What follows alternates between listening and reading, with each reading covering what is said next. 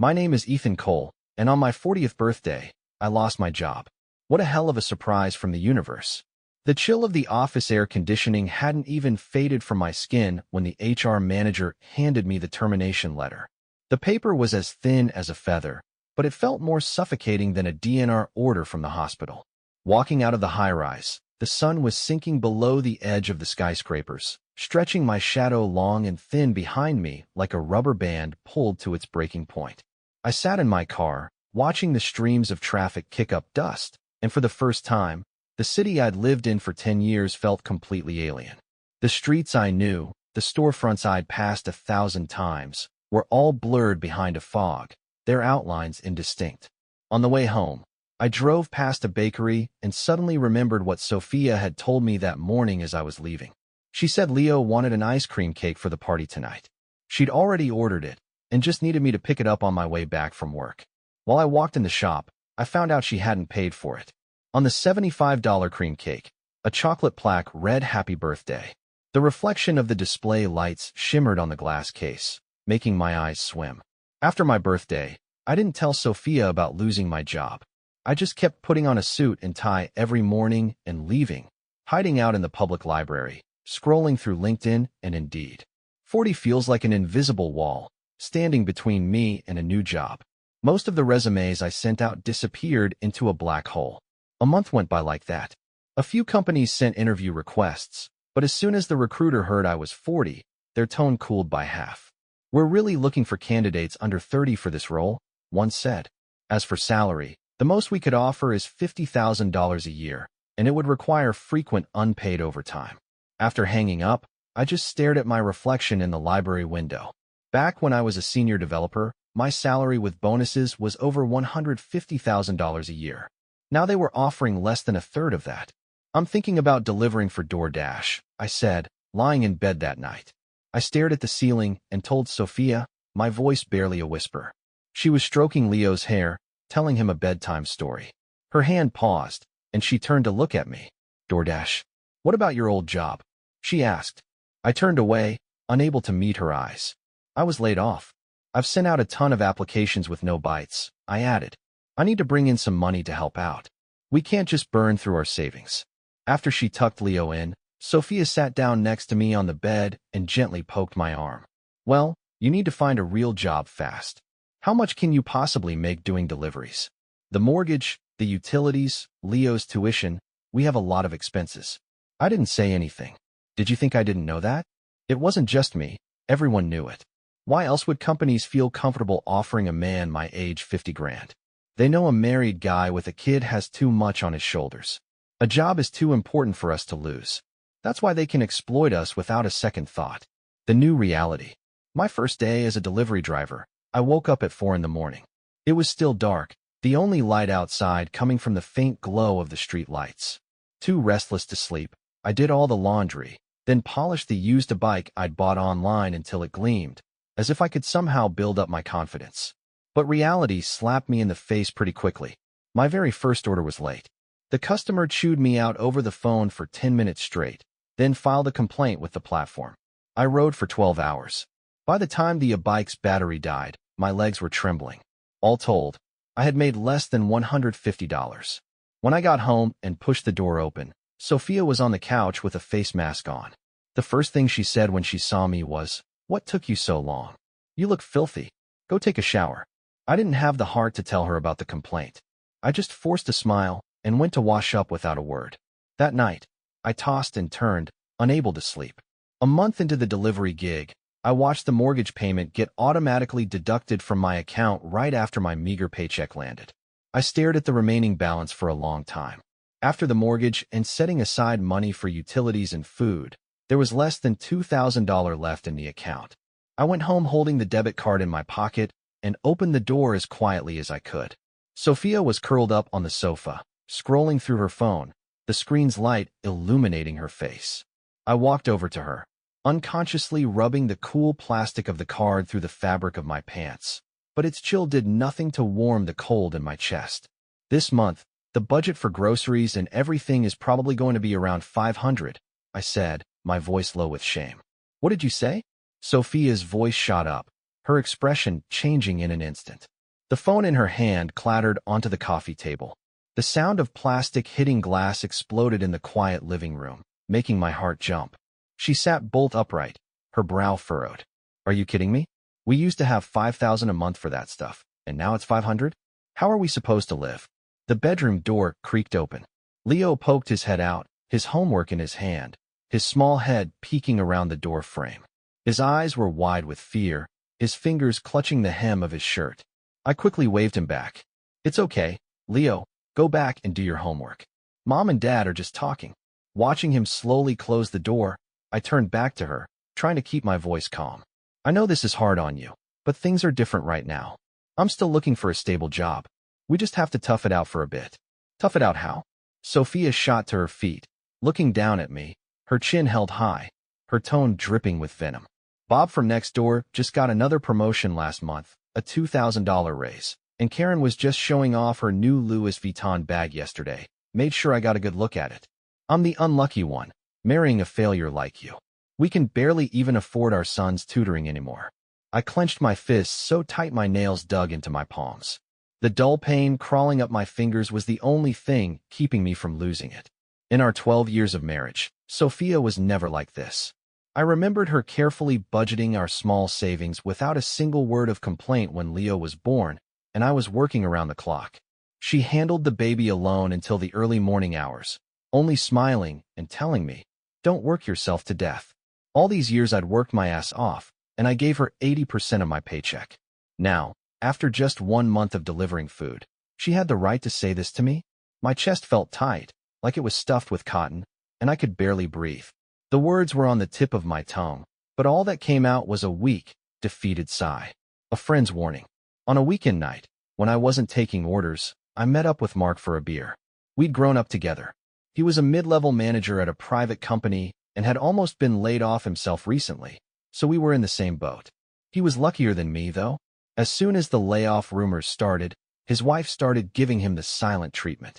He couldn't take it anymore, and since they didn't have kids, he just divorced her. A few days after the divorce was final, the company's layoff list came out. His name wasn't on it. The light in the bar was dim. On the wooden table sat 2 freshly opened beers, foam piling high over the rims and slowly trickling down the sides of the glasses. Mark picked up a bottle and poured a full glass for me, then one for himself. He sighed and spoke first. "Ethan, man, you know what? I saw this statistic the other day. It said that for middle-aged men who lose their jobs, if they don't find a new one within 6 months, the divorce rate is something like 90%. My hand holding the beer glass froze. A few drops sloshed onto the table, spreading into a small, dark stain. That high? My voice was laced with a disbelief that tasted bitter. "You bet," Mark said, taking a long drink, his brow furrowed with frustration. "Think about it. A guy our age has parents to support and kids to raise. When the income stops, how can you not have problems at home? Your wife resents you for being a failure, your parents are nagging you to find work, and the mortgage, car payments, and bills don't stop. After a while, who can handle that pressure? That's what happened to me, right? The layoffs weren't even official, and my ex-wife was already looking at me like I was dirt."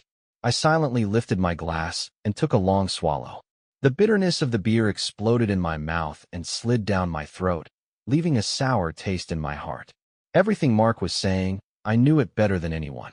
These last few months, I've been living in a constant state of anxiety. I'd come home from delivering food, so exhausted I just wanted to collapse in bed, but Sophia's criticisms were like a whip, lashing me until I didn't even have the strength to breathe.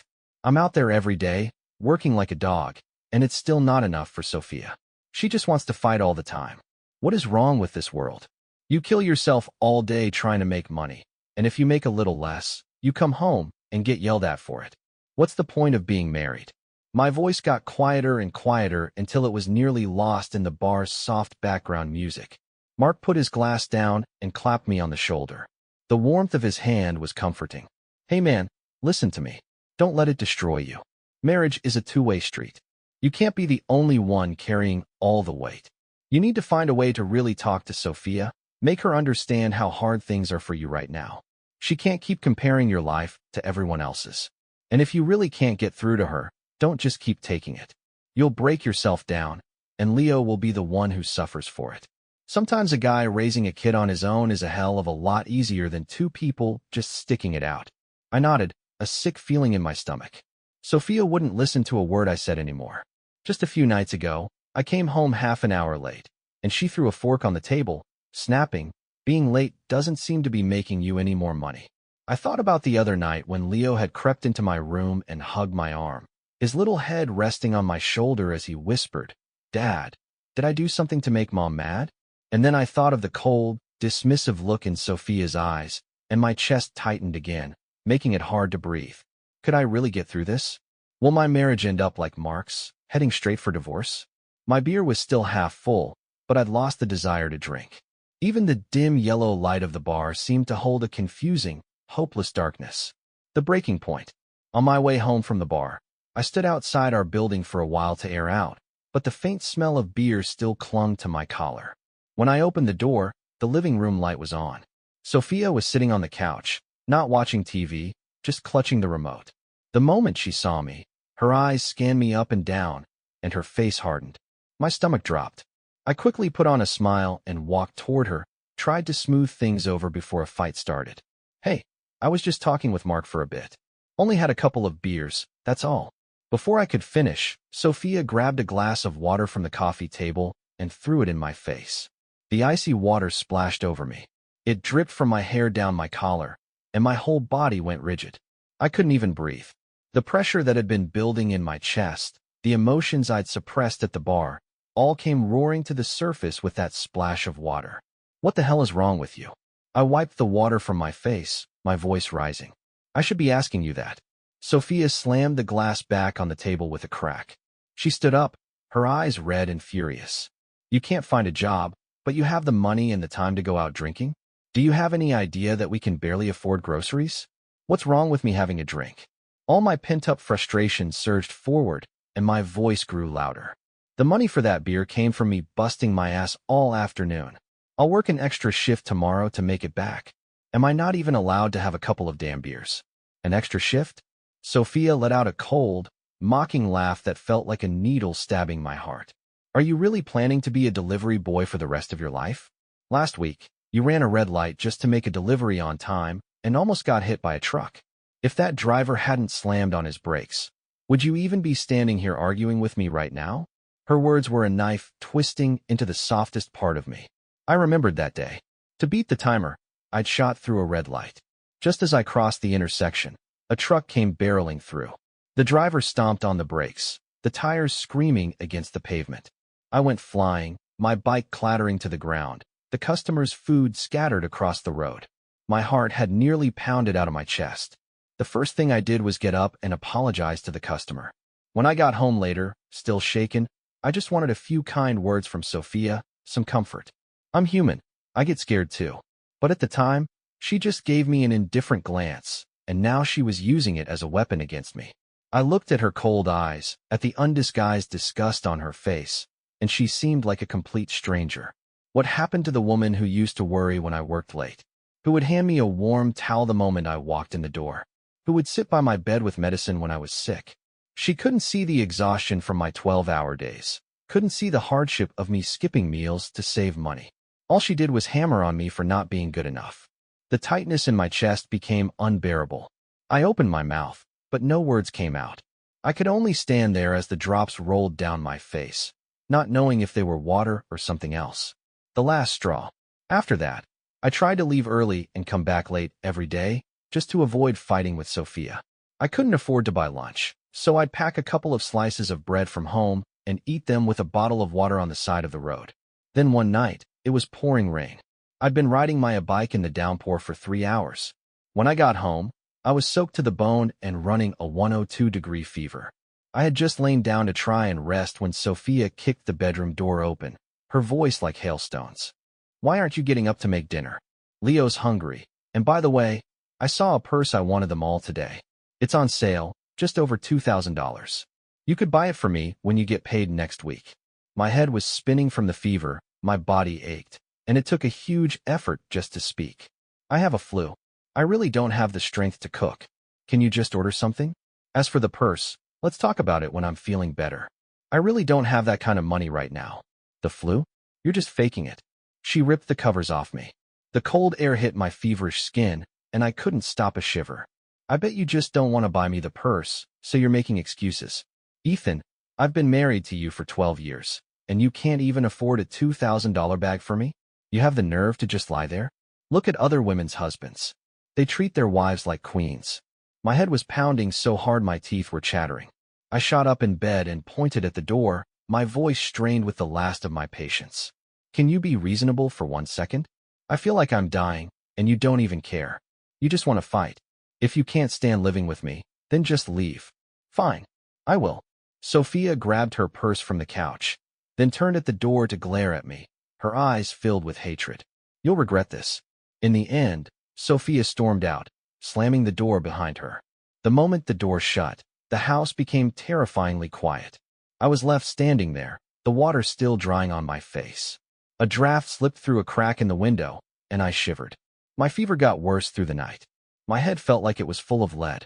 I fumbled in the dark for some Tylenol, swallowed it with cold water, and collapsed into a restless sleep. My dreams were a chaotic replay of the day's fights, Sophia's accusations, the screech of the truck's brakes, Leo's frightened eyes. It all churned inside me, and I woke up several times. The next morning, I was woken by the sound of soft footsteps. I opened my eyes and saw Leo sitting on a small stool by the bed. He was holding a glass of warm water, a faint wisp of steam rising from it. When he saw I was awake, he scooted closer and whispered, "Dad, are you feeling better?" My throat was raw.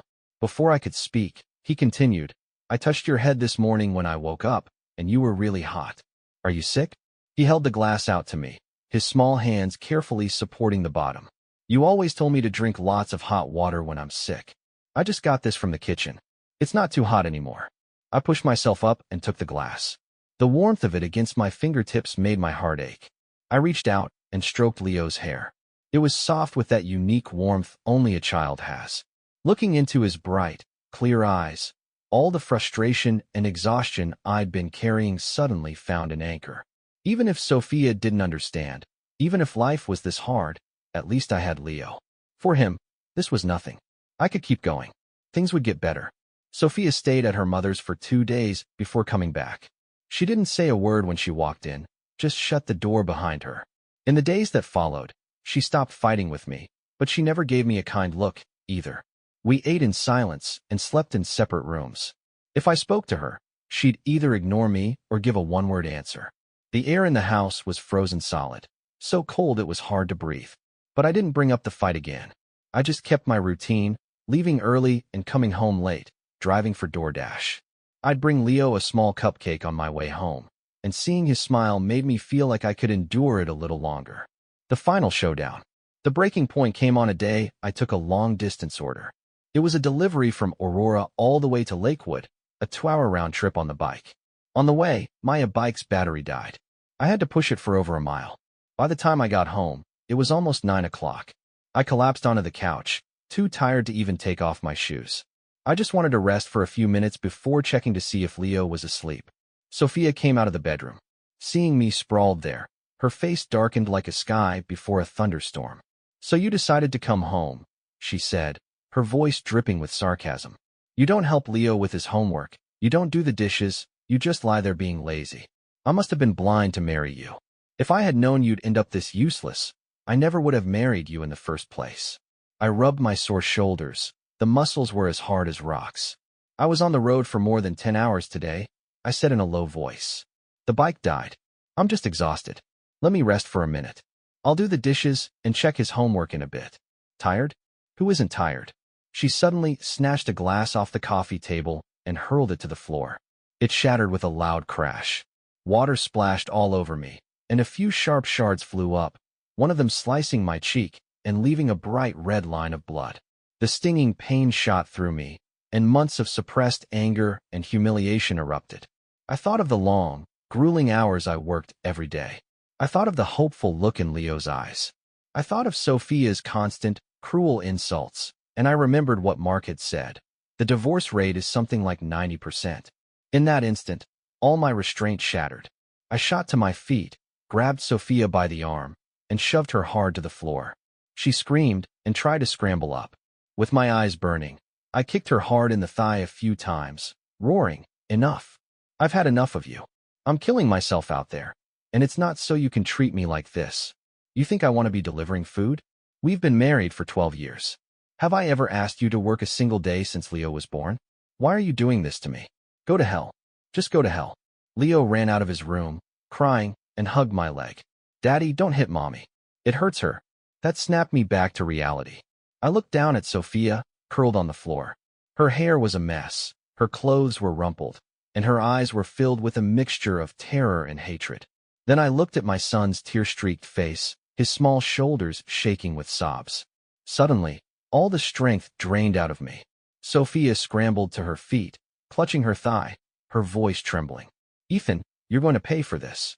With that, she grabbed her purse from the sofa and ran out of the house crying. That night, Sophia limped back to her parents' house.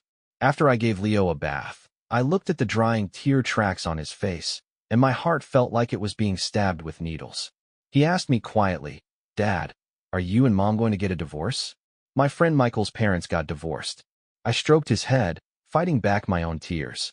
"If Mom and Dad get divorced, who would you want to live with?" Leo was silent for a long time. Then he said, "I'd live with you." A small, sad smile touched my lips. Leo was 10. He was already a little man. A different kind of fight. The next morning, just after I dropped Leo off at school, I saw Sophia standing in front of our building with her parents and her brother, Sean.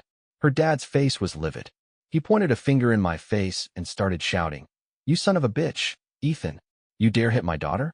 We're getting a divorce today, you abusive bastard." Her mom stood beside him, sobbing about how miserable her daughter's life was. Sean just rolled up his sleeves, his fists clenched, looking like he was ready to swing at me.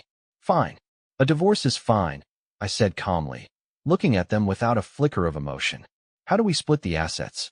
Sophia stuck her chin out. "I get our son, and you walk away with nothing." "Not a chance," I said, my face cold. "The house is mine. You can have half the savings at most, and Leo stays with me." My parents had put together the down payment for this house from their life savings before I was married. My name was the only one on the deed. After we got married, I was the one who paid the mortgage every month. It would be paid off in 5 more years. Sophia hadn't worked a day since Leo was born. Our entire family had lived on my income alone. There was no way in hell I was giving her the house. Why shouldn't I get it? Sophia shrieked, her voice as shrill as rusty metal scraping against glass. It was ear-splitting.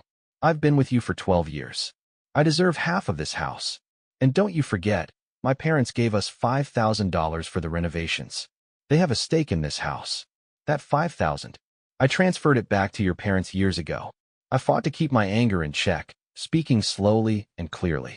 I pulled out my phone, opened my banking app, and scrolled back through my transaction history until I found the record. I held the screen up for her to see. Besides, most of the money for those renovations came from my own savings. "You weren't working. You didn't contribute a single penny. On what grounds are you demanding the house?" I looked at her, my voice tinged with a disappointment I could no longer hide. "I don't care." Sophia lunged at me, grabbing the collar of my shirt, her nails digging in. "If you don't give me the house today, I'll go to your parents' place and make their lives a living hell." A chill ran through me. I shivered, looking at this person who was at once so familiar and so alien. I finally understood. The woman I had once loved had been completely eroded by greed. In that moment, any lingering affection I had for her vanished, replaced by pure, bottomless disappointment. Seeing this, her brother Sean rolled up his sleeves and stepped forward, ready to throw a punch. Luckily, our next-door neighbor heard the commotion and ran out to hold him back, stopping the situation from getting any worse. Negotiating on our own was pointless. In the end, we had to go through the courts and let a judge decide. On the day of the hearing, Leo was brought in to speak with the judge. The judge asked him if he wanted to live with his mom or his dad. He held my hand tightly and said in a small voice, "I want to live with my dad. Mommy has been getting angry a lot lately. I'm scared." Hearing that, the color drained from Sophia's face. I let out a breath I didn't realize I'd been holding. I didn't think Sophia wanted custody because she loved him so much. She just wanted the child support payments. It was a cynical thought, but her recent behavior had left me with no other conclusion. Ultimately, the court granted the divorce. I was given full custody of Leo. The house and our old car, worth a few $1,000s, were awarded to me. Of our $80,000 in joint savings, the judge awarded $50,000 to Sophia. But when I went to the bank to make the transfer, I discovered the account was empty. I confronted Sophia with the bank statement. She finally, hesitantly, admitted that she had already transferred the entire $80,000 to her brother Sean for the down payment on his new house. That was our joint property. How could you just give it to your brother? I was shaking with rage. You have to get that money back and give me my $30,000. That was the money I had been saving for Leo's future, for his college. I hadn't touched it even when things were at their worst, and Sophia had gone behind my back and given it all away. The money's already with my brother. I can't get it back, she said, defiant and unapologetic. Besides, I don't have a job now, and I have no money to give you. Do whatever you want. After the divorce, Sophia never paid me the $30,000, nor did she contribute a single cent to child support. When I tried to contact her, she would either avoid me or send Sean out to deal with me. Every time Sean saw me, he'd act like a thug, threatening me to leave his sister alone. One time, I was waiting for her outside her parents' apartment building, and Sean saw me. He picked up a loose brick from the pavement and threw it at me. I dodged just in time. I called the police. Sean was taken to the station and given a warning, but he showed no remorse and even threatened to get back at me. He ended up spending 2 days in a holding cell, which finally seemed to get his attention. Looking at Leo's innocent face, thinking about the books he wanted and the summer camp fees, my anger boiled over. If reasoning with him wouldn't work, I'd have to use my own methods. For my son, I was willing to do whatever it took. I asked my parents to watch Leo for a while. They were both in their 60s and not in the best health, but thankfully Leo was old enough to not need constant supervision.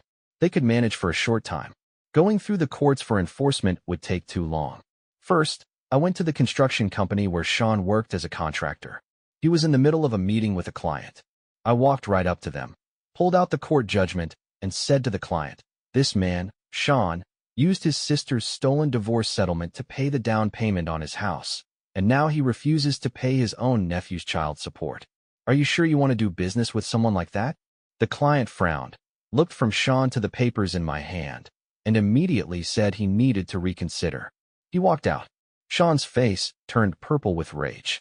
He came at me, ready to fight, but I grabbed his wrist. "If you lay a hand on me, I'm calling the cops again," I said coldly. "You missed last time. You ready to do actual jail time over this? Either give me my money, or I'll be here to talk business with you every single day." Sean looked like he was about to explode, but he didn't swing. For the next few days, I showed up at his office every morning. Anytime a potential client came in, I told him the whole story. Soon enough, Sean's boss told him to take some time off and not come back until he'd sorted out his family problems. Next, I went to the luxury boutique where Sean's wife worked. She was a sales associate. I stood right next to the cash register and told the people in line how her husband had bought their house with money stolen from his own nephew. Within a few days, the store manager fired her for disrupting business. Finally, I went to Sean's son's elementary school. I waited until school let out. When I saw Sean's wife coming to pick up her kid, I walked over to her. "Is your son's tuition being paid with my money?" I asked. "If you don't give it back, I'm going to have a long talk with the principal and the other parents about it." She grabbed her son's hand and practically ran away. That night, Sophia finally called me. Her voice was choked with tears. "Ethan, I'm begging you. Please stop. We'll give you the money back, okay?" "Should have done that from the start," I said coldly. "I don't just want the $30,000. I want all the back-paid child support you owe me for these last few months. Otherwise, I've got all the time in the world to keep this up." After I hung up, I felt a pang of guilt toward my parents. To get this money back, I had to let them cover my mortgage for 2 months. They were old. I hated putting that on them. A short time later, Sophia and Sean scraped together the $30,000 and paid me back. The child support payments also started arriving on time each month. 3 months after the divorce, Sophia showed up at my door. She had lost a lot of weight. She was wearing a faded jacket that was pilling, and her hair was pulled back messily, with loose strands clinging to her cheeks. The dark circles under her eyes were impossible to hide. She looked completely worn out. She stood on my doorstep, nervously twisting the hem of her jacket. "Ethan," she began, her voice quiet and timid. My parents kicked me out, and Sean won't help me. I, I want to get back together with you. Then, haltingly, she told me what had been happening. After Sean's wife lost her job, she was home all day with her kid. With no income of her own, she started blaming Sophia for everything, convinced she had ruined their lives. The financial pressure and constant fighting fell entirely on Sean. His performance at work cratered, and with my previous visits to his office having already damaged his reputation, he was eventually let go. Their family's life had completely unraveled. Eventually, Sean's wife divorced him. They were still fighting in court over how to divide their assets. With all this chaos, Sean and his parents directed all their anger at Sophia, using her as their punching bag. No matter what she did, they found a reason to yell at her. Desperate, Sophia asked Sean to return the $50,000 she had given him so she could rent her own place and escape the toxic environment.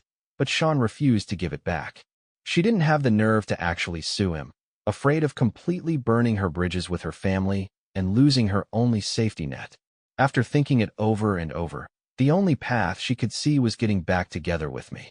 I promise I'll never complain about how much you make again, and I won't cause any more trouble, she said, her voice filled with a desperate, pleading tone.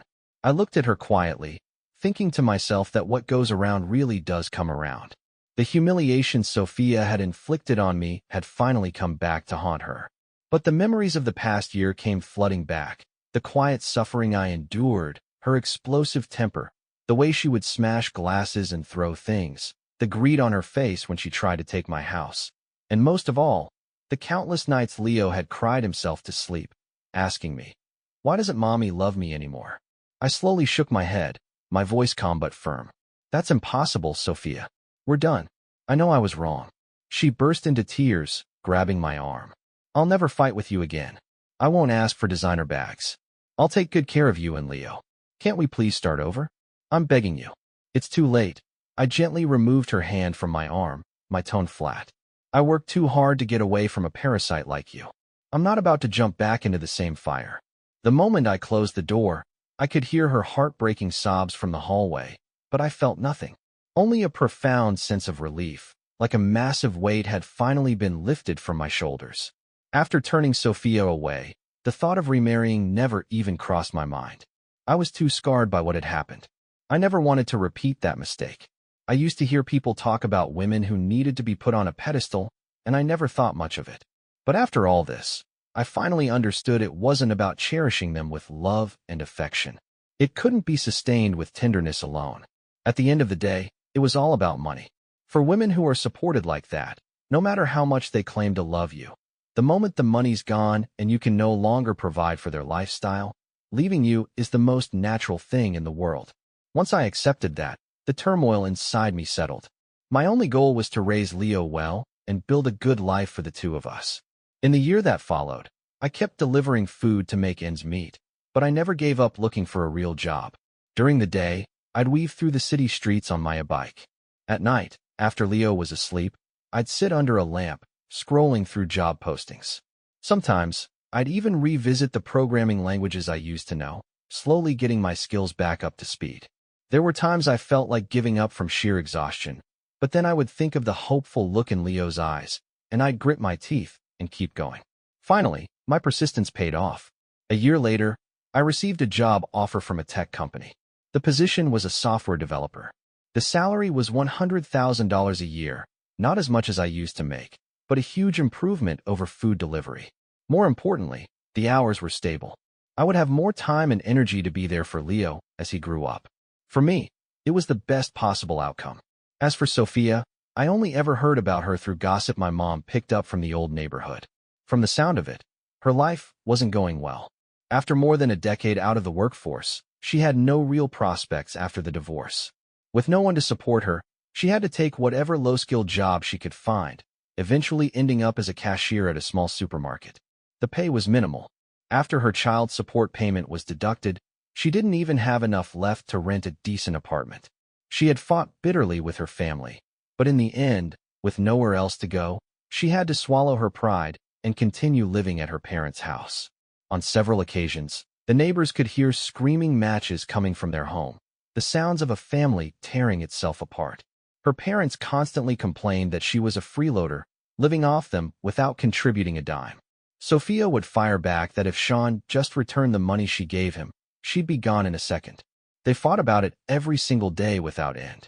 Later, she tried dating, but she was 40 now. Even though the money I'd earned had allowed her to take care of herself over the years, making her look younger than her age, she couldn't change the number. More importantly, she wasn't looking for a genuine partnership.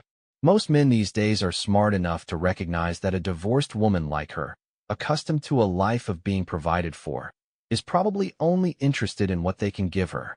Few were willing to make a real emotional investment.